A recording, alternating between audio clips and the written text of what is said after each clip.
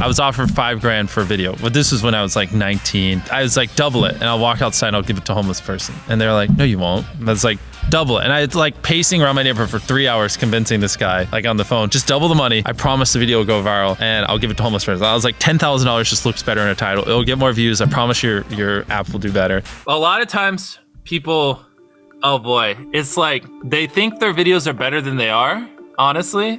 And tell them, Jimmy, tell them. I mean, they do that, and they have horrible friend groups because you really are like the type of YouTubers you hang around. It's getting people with the right YouTuber friend group that aren't pussies and will actually tell them when their content's bad and like actually roast it and help them get better in a nice, positive way. Basically what I did was I've somehow found these other like 4 lunatics. 3 of us were college dropouts. One was a high school dropout, and one, I don't know, he just like quit his job. We were all super small YouTubers, and we basically talked every day for 1,000 days in a row and did nothing but just like hyper study, like what makes a good video, what makes a good thumbnail, what's good pacing, like how to go viral. We would just get on Skype every morning, and like some days like I'd get on Skype at 7 a.m. and I'd be in the call until like 10 p.m. and then I'd go to bed, I'd wake up and I'd do it again. We'd do things like take 1,000 thumbnails and see if like there's a correlation to the brightness of the thumbnail to how many views it got. Imagine a world where it's just you working solo and you work 12 hours a day every day for like a year. And you're just grinding, you make a mistake, you learn from it, you grind, you make a mistake, you learn from it, and you do that for like a year.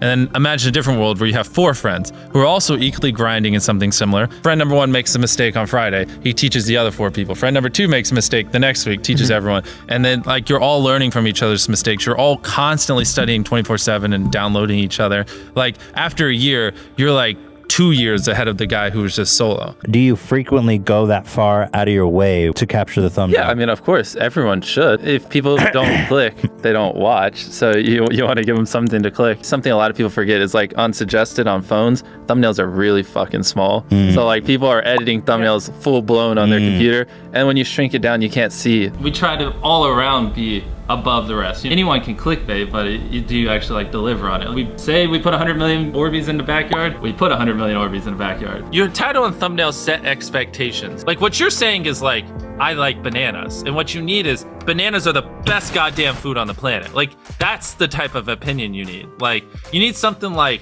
how to get 100 million views on YouTube, or not even that, that's not strong enough. You need something that makes people go, what the fuck? What the fuck did he say in that video? What the fuck? I need to know. At the very beginning of the video, to minimize drop-off, you want to assure them that those expectations are being met. If you're putting 1 million Orbeez in a pool, don't start the video with you shopping for, you know, your mom's birthday present. At the beginning of the video, just say, this is 100 million Orbeez. We're gonna fill this pool and this entire backyard with them. Match the expectations, and then you want to exceed them. So you want to assure people that what they clicked on is what they're getting, and then blow their mind and be like, but you're also getting even more. Anytime you say the word algorithm, just replace it with audience. The algorithm didn't like that video? No, the audience didn't like that video. If I wasn't retaining a viewer, just would it make sense for you to promote it? Why would you promote a 10-minute video that people watch on average a minute and a half? I mean, every video, even the stupid ones, I learned something, you know, and that's something I try to make a very big point of, is like, no matter how bad we mess up, like we sometimes have videos that have horrible retention. It's just like, as long as you learn from it, it's not the end of the world. Every YouTuber says it. It's like no one will ever be able to replicate my style. I gotta edit it, but newsflash, someone can. It's actually not as difficult as you think. It was good that I got a really strong foundation on how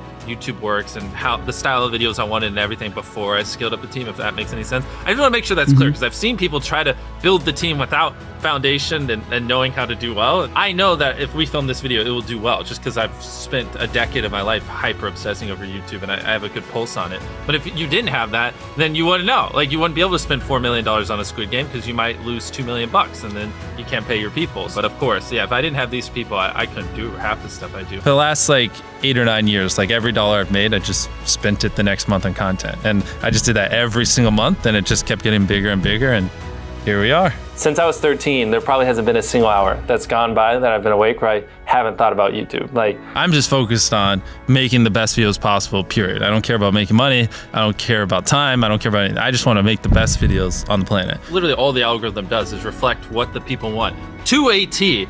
And if you deny that, you just make terrible videos and are trying to find a scapegoat. We do our videos in other languages as well. If you Google it, it's like only whatever, less than 10% of the world speaks English. So 90% of the world can't even enjoy your content. And when I realized that, I was like, wait a minute, 90% of the world can't even watch this stuff. Like, we just started doing this like 6 months ago, and it's crazy like how viral some of these videos Wow, are going. 51 million. In Spanish, the guy who does my dubs is the same guy who dubbed Spider-Man. We managed to convince him. So a lot of those comments are like, why does he sound like Spider-Man, or is Mrbeast Spider-Man? To me, what's important is click-through rate, getting people to click on your video, and then average view duration, average view percentage, or just relative retention, and having them watch it. A lot of creators think click-through rate is just like the title and thumbnail and did they click it, but a lot of it too is, did they enjoy your last video? Because if someone watches a video of yours and they loved it, you can bet the next time you're recommended, their chance of clicking is a lot higher. Sometimes we're filming for 3 or 4 days, like 10 hours a day,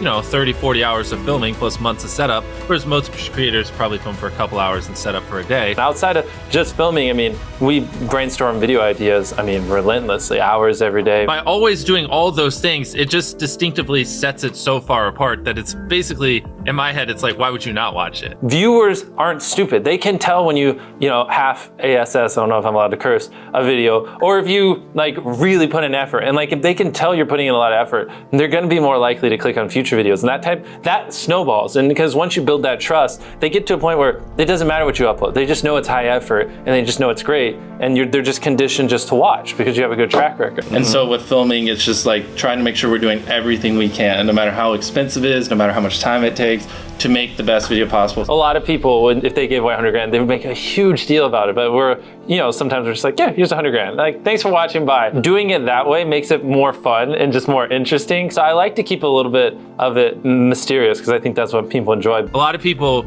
aren't willing to put in 10 hours days because they don't like what they're doing. So it's finding what they enjoy, because it is like a long grind. You're doing the for years, not months. So if you don't enjoy it, then you're gonna burn out. I just had the blessing of finding what I loved at a young age. So because to get to this level, it takes, a decade. Most people don't find what they love till their young 20s. So they'd be where I'm at in their 30s. Yeah. I just lucked out and found it when I was really young. Living your life chasing a nicer car and a bigger and bigger box to live in is kind of a dumb way to go about life. I actually, funny enough, I lived in a super below average home.